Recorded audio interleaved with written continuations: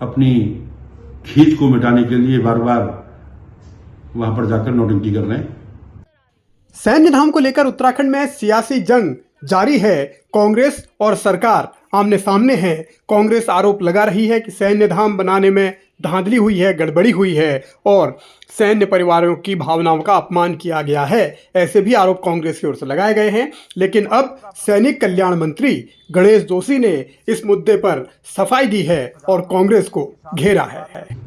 कांग्रेस के नेता जो भारतीय जनता पार्टी पर सैन्य धाम के में राजनीति करने का आरोप लगा रहे हैं, हम उनसे पूछना चाहते हैं कि जब उनकी सरकार थी वो कहां गए, कहां थे?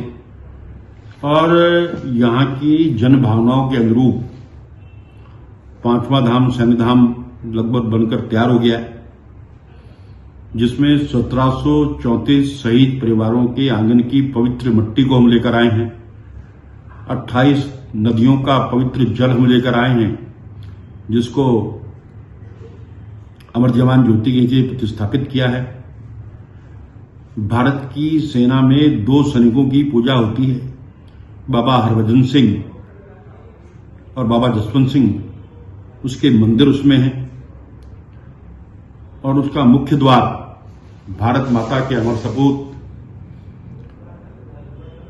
देश के पहले सीडीएस, जिन्होंने कहा था कि पाकिस्तान व चाइना हम पर एक साथ हमला कर दें, हमारी सेनाएं लड़ने में सक्षम है, उनके नाम पर है।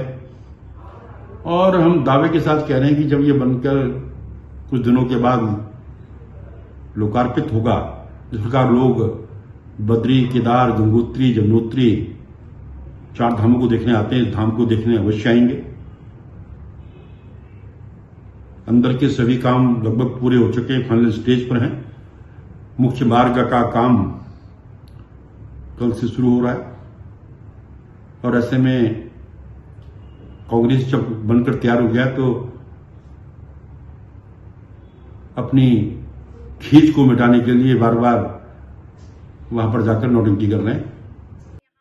सैन्य धाम तब से ही चर्चाओं में है जब त्रिवेंद्र रावत मुख्यमंत्री थे। उसके बाद तीरथ रावत बने, फिर पुष्कर धामी आ गए। धामी सरकार को अब 3 साल पूरे होने जा रहे हैं, लेकिन सैन्य धाम का निर्माण पूरा न होने पर कांग्रेस ने सवाल उठाए थे, जिस पर अब गणेश जोशी ने सफाई दी है और दावा यह किया है कि बहुत जल्द उसका काम पूरा हो जाएगा।